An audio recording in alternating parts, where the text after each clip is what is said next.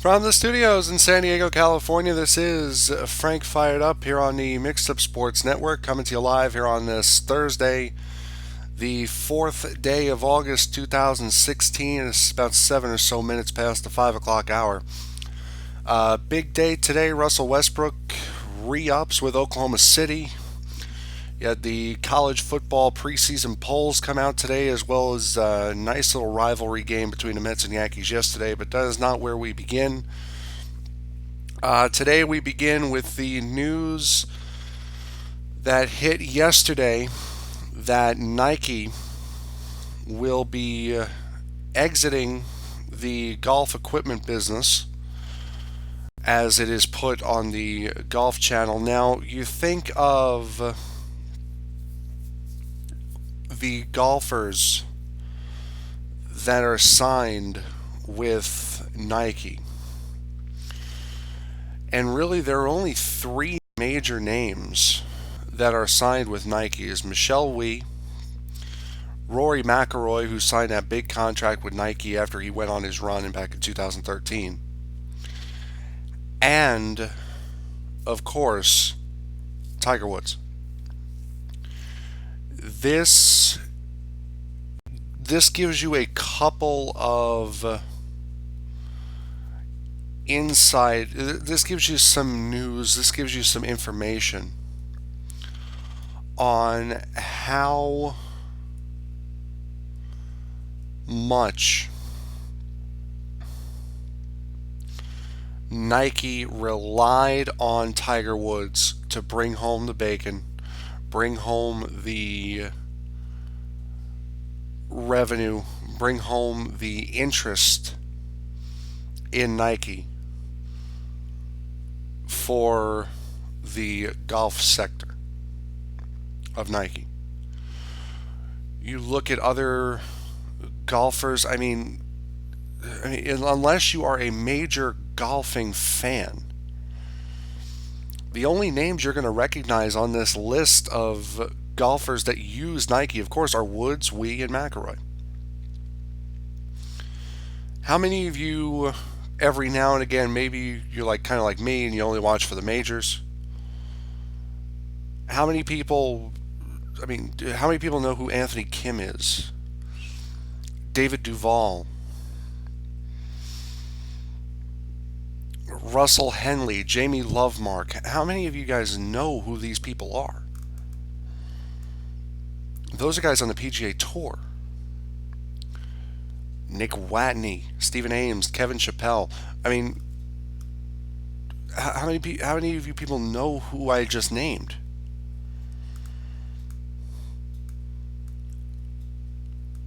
McIlroy has had a couple of solid tournaments lately, but his career went down the tubes after he went to Nike. We all know what's going on with Tiger Woods, and nobody knows what the heck Michelle Wie's doing. Not because she's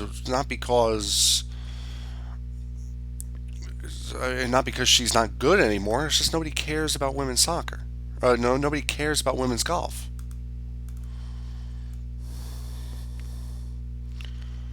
It's women's golf is not big. Golf itself really isn't big when you compare it to the NBA or the NFL, which is starting to come back now. Major League Baseball, who's getting into its pennant race season now. It's not big. The only time golf is ever big is for the U.S. for the Masters, the U.S. Open, the Ryder Cup. That's really the only time golf's big.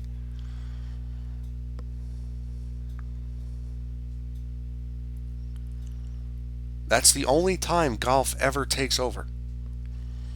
Same thing with horse racing. Nobody cares about horse racing unless it's the Derby, the Belmont, or the Preakness. But for a major sporting apparel company like Nike to say that it is pulling out completely of, quote, the golf apparel business, the golf equipment business, is very telling. Nike president Trevor Edwards said in a statement, "We are committed to being the undisputed leader in golf footwear and apparel. We will achieve this by investing in performance innovations for athletes and delivering sustainable, profitable growth for Nike Golf." So, what you're hearing there is no more balls, no more clubs. I mean, you're basically just looking at clothing and hats. It's essentially the only part of Nike that is going to stay in Nike. Let's stay in golf. No more balls, no more clubs. So now that leads to an interesting question of who. I mean, what do these Nike golfers do now? What does a guy like McIlroy do? Does he stick with Nike? Does he go to, say, Bridgestone? Does he go to Ping? Where does he go? Does he go back where he started? Those are questions that we're going to get answers to. And if he does wear the Nike apparel, is he still considered a Nike golfer, even though he's probably got Bridgestone clubs or Ping clubs? Is he considered both? Is he considered one or the other? But again, like I said before, this shows you how much Nike Golf relied on Tiger Woods to bring home revenue, to bring home interest. Because now that Tiger Woods has been out of the tour for a year and a half now, and he hasn't been his dominant self since that fateful night now 8 years ago, which, when I heard that the first time, I was like, wow, 8 years have flown by.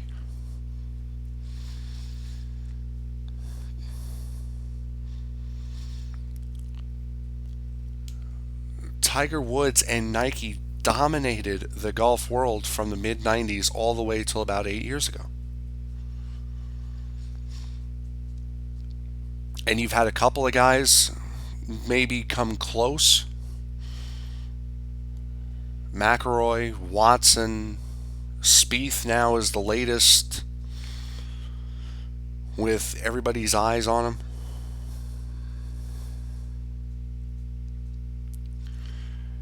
It's going to be a very interesting period now for Nike and the Nike golfers. But to show how important Tiger Woods was to Nike, Tiger Woods has been out of golf for a year and a half, and now Nike is pulling out of golf, other than footwear and apparel. So other than clothing, Nike is done in golf.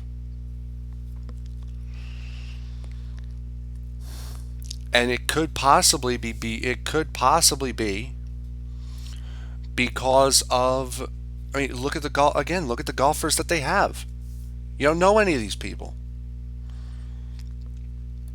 It's not like they have a Tiger Woods. It's not like they have a Phil Mickelson or a Bubba Watson or a Jordan Spieth. No, they got Rory McIlroy, who is a high-profile name, don't get me wrong, but ever since he joined Nike Golf, he has been atrocious, and I am a McIlroy fan.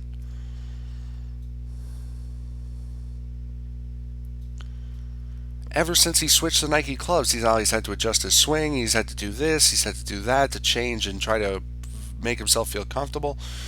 And Michelle Wie, again, nobody watches women's golf. I couldn't tell you where Michelle Wie is. I couldn't tell you what she's been doing. Couldn't tell you.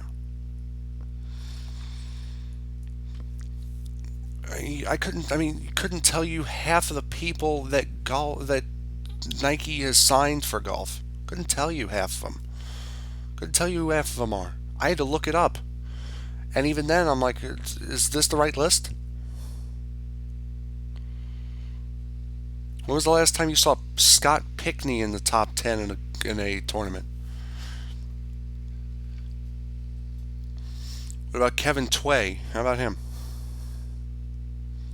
Maybe Kyle Stanley? Maybe that name rings a bell? I don't know. The average golfer has no idea who any of these people are. The average golfing fan has no idea who any of these people are.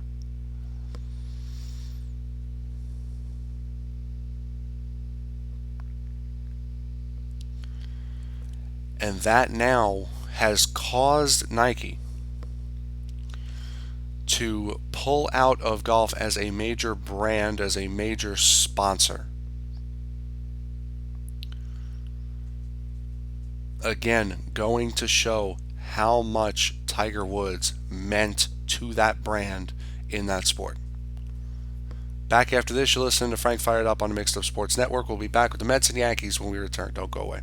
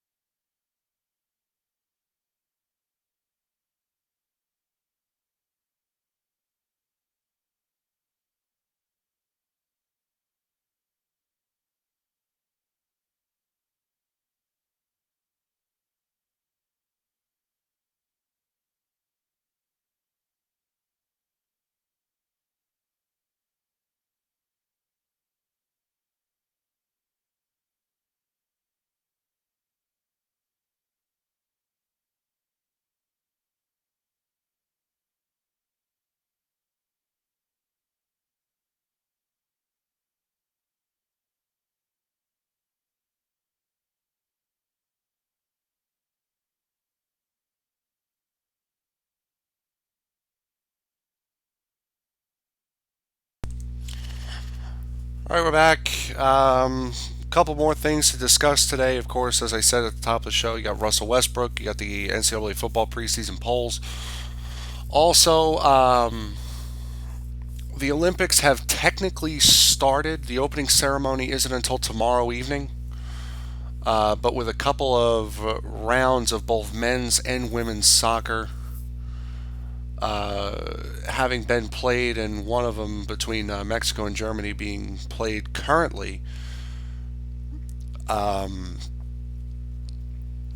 the Olympics are officially, 2016 Rio Olympics are officially underway, but we will get to that after we get to today. We get to last night's Met Yankee game, which we would broadcast for you if we could, but we've gotten in trouble the two times that we've tried that.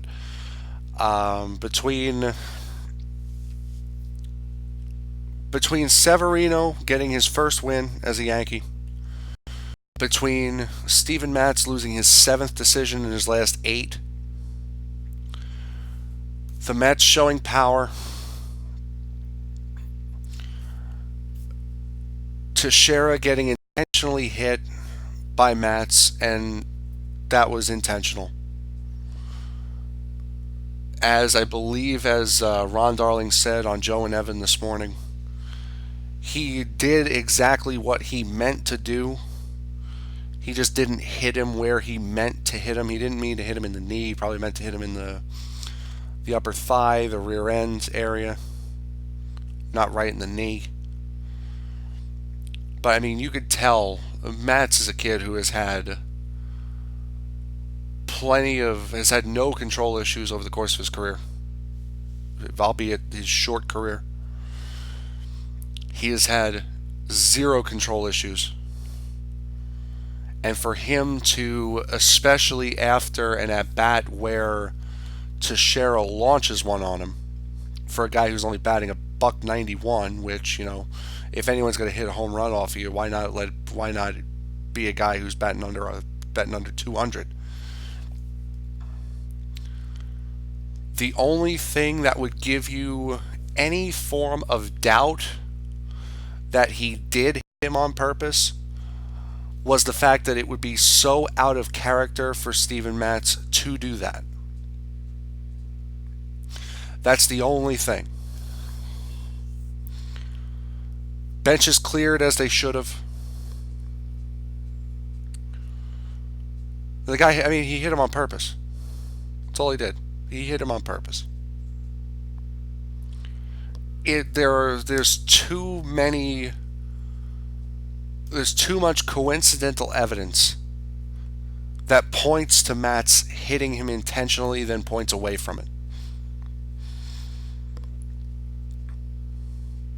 Again, the only thing that would give you doubt is the fact that he did hit him is because he does not have a history of doing this.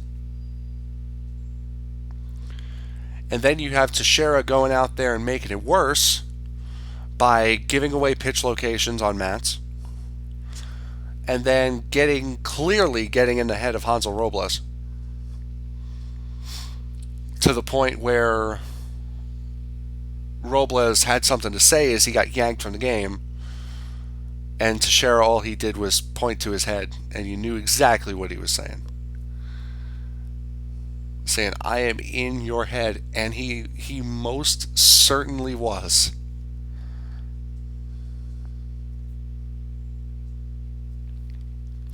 The question is now, because of the antics, did Teixeira earn himself another beaning tonight?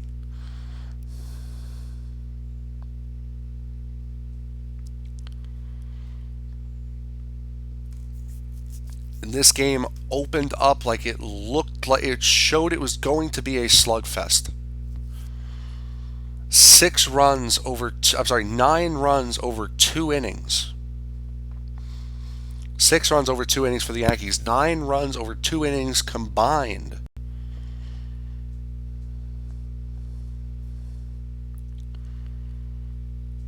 It gave off the impression that it was going to be an all-out battle. It was going to be an all-out slugfest.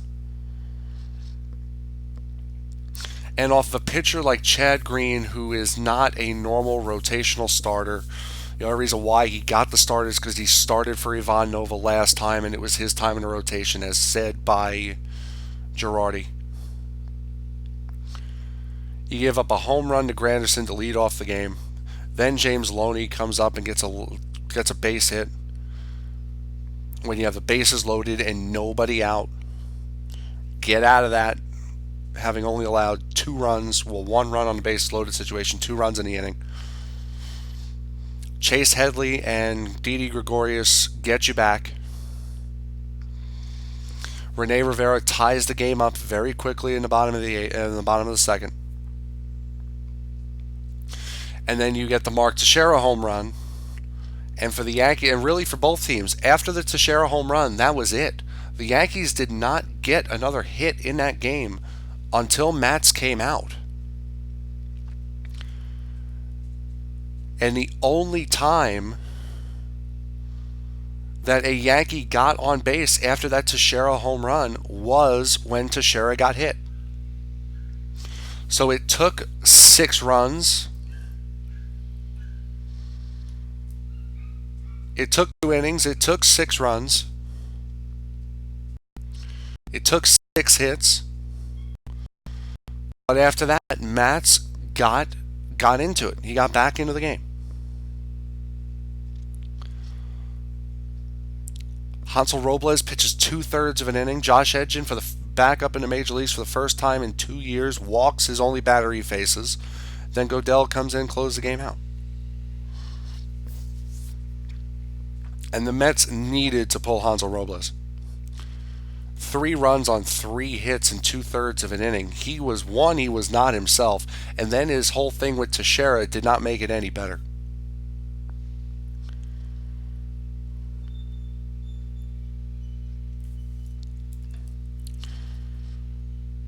Jay Bruce, as I heard Joe Benigno say this morning, fit right in, striking out with the bases loaded. For a guy who's got 80 RBIs, apparently it's something about the uniform you can't hit this year. Yoenis Cespedes now finally will go on the disabled list. So you're not going to see him the rest of the series. Conforto has another 0 for night for the Mets.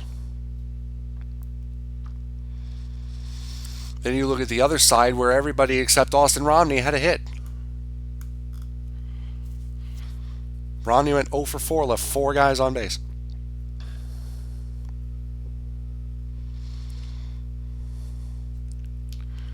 And there has to be a rule changed, by the way. There has to be a rule changed. I believe it was the bottom of the 8th inning. The error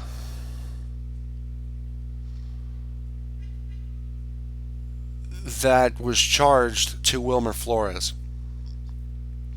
in that 8th inning on the Aaron Hicks ball. That is not an error on Wilmer Flores. I'm sorry. James Loney thought he was going to get spiked, so he pulled off the bag. That was an out. Easy. If anything, that's an error on Loney for coming off the bag when he had no reason to. Sure, he was saving himself from getting spiked probably. He got to the bag. He got to the bag late.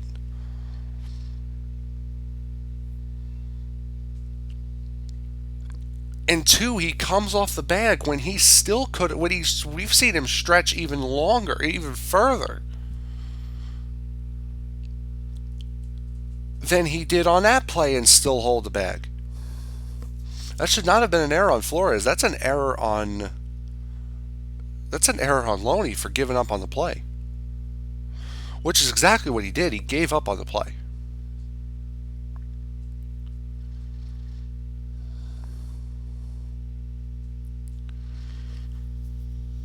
Puts the Yankees back over 500. You're 54 and 53. Mets are now 3 games over 500, which is the closest they've been in a while. I mean, this was a year that the Mets were...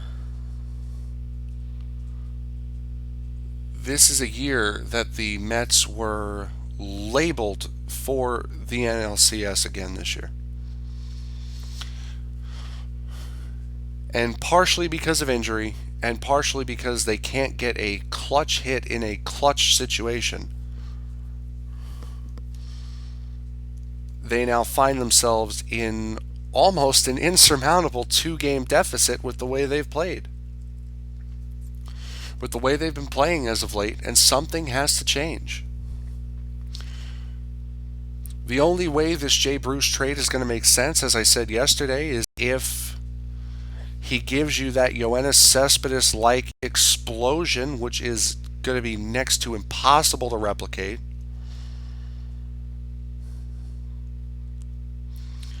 Cespedes had 15 home runs and 50 RBIs in the month of August alone last year?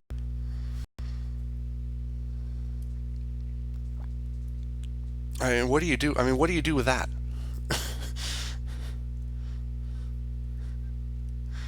if you're if if you're Jay Bruce, you gotta be sitting there going, what do I gotta do with that?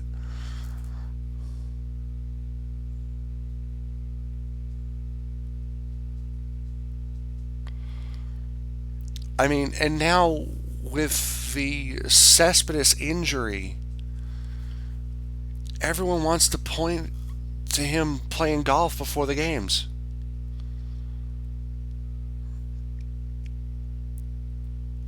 I mean, really?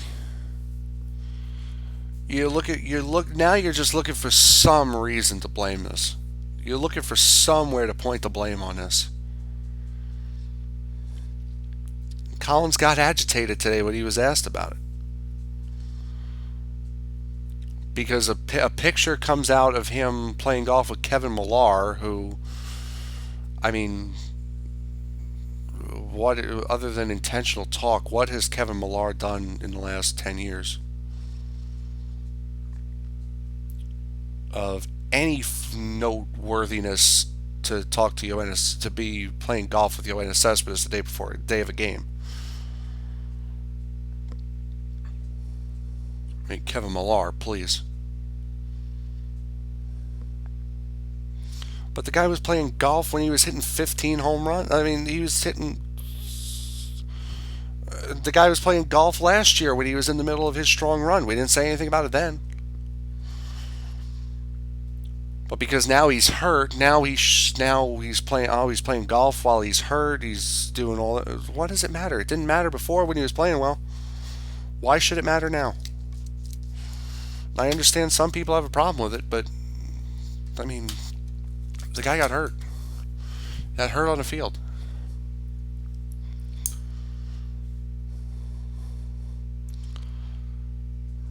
Tonight's game, I think, is. I don't want to say it's dire for the Mets, but it is incredibly important. Because when you think about what possible changes are next for the Mets, that's change. The first one is change in manager. And maybe it'll work. Maybe firing Terry Collins is the right choice at this point. Maybe the Mets do need a new voice out there in that locker room. Maybe they do. Not to say that this season has been Collins' fault. They have been ravaged with injuries as we've gone over these last couple of weeks. They have been absolutely ravaged with injuries.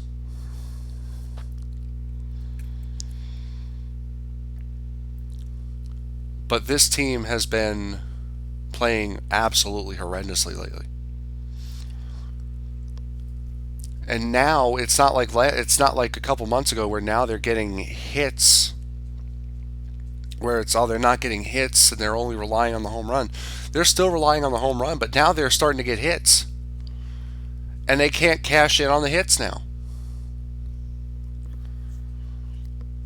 Again, you got Jay Bruce, who's batting over 325 home runs, 80 RBIs, striking out with the bases loaded.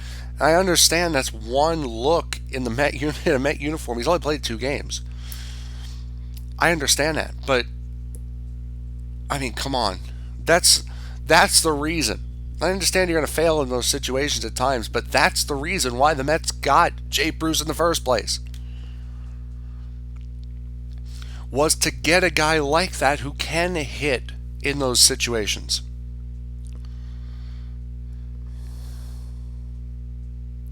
Because that's what the Mets have been lacking all season long, is players that can hit in those situations.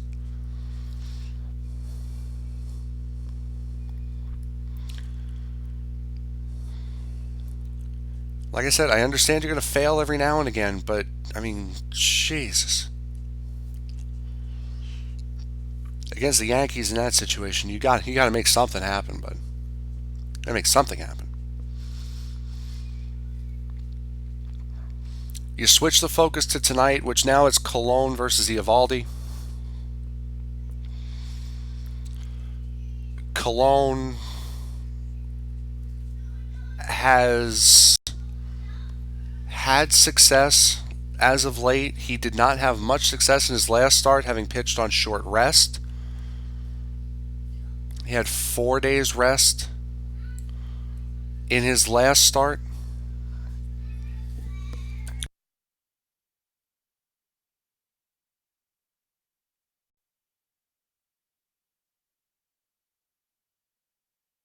I apologize for that. Um, he had 4 days rest before his last start, in which he just ran out of gas. Now he comes in facing Nathan Eovaldi, who has allowed 3 runs, who allowed 3 runs in his last start over 6 innings, and is a guy who is also trying to make a rebound after coming back out of the bullpen. Both lineups are up. Curtis Granderson, Alejandro De Aza, Neil Walker, Jay Bruce, James Loney, Michael Conforto, Travis d'Arnaud, Kelly Johnson, Matt Reynolds, and Bartolo Colon. That is the lineup for the Mets. Now the fielding lineup is like this. Granderson's in left. Diaz is in center. Walker, of course, at second. Bruce, of course, in right. Loney, of course, at first. Conforto's the DH. d'Arnaud, of course, catching. Kelly Johnson is the shortstop. And Matt Reynolds is at third base. That is the lineup for the Mets and the fielding positions. For the Yankees, it'll be Gardner back in the lineup today. Ellsbury, Headley, McCann, Castro, Gregorius, Sanchez the DH, Refschneider's at first, Aaron Hicks in right. So Teixeira gets the night off. Same thing with A-Rod. A-Rod did not start one game this series, and he had a pinch hit appearance in Game 2 at Citi Field. So again, the question still looms over A-Rod, and that question that I posed a couple minutes ago about whether or not Teixeira earned another beating tonight, is that just answered that. So Teixeira out of the lineup, A-Rod again out of the lineup. Gardner, Ellsbury, Headley, McCann, Castro, Gregorius, Sanchez, Refschneider, and Hicks ahead of Nathan Eovaldi. We'll get into the college football preseason rankings. That's college football starting in about a month or so from now. We'll get into that. Also, the first couple of soccer games in the Olympics, and Russell Westbrook extending his contract with Oklahoma City to close out the show. When we return back after this, don't go away. You're listening to Frank Fired Up on the Mixed Up Sports Network.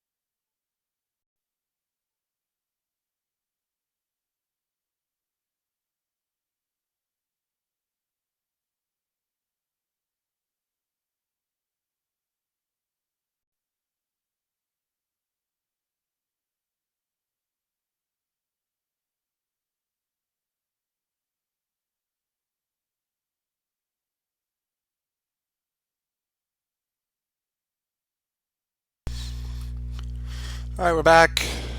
I got about 15 minutes for the end of the program today. TNT with Nick and Crucia will not be aired today. Nick currently in Utah right now. He will not be back until Monday, so it'll be just me and Crucia tomorrow for Mixed Up Sports Live. No TNT after this. The announcement today of the college football preseason polls. Something that we knew was coming out soon. Didn't know how soon. Didn't realize how soon. Today they were announced today. Alabama, Clemson, Oklahoma, Florida State, and Ohio State claim the top five. So you got the last three national champions in the top five. LSU, Stanford, Michigan, Notre Dame, and Tennessee cracking the top 10. So you have Alabama, LSU are the only two teams, and Tennessee, out of the SEC that make the top 10.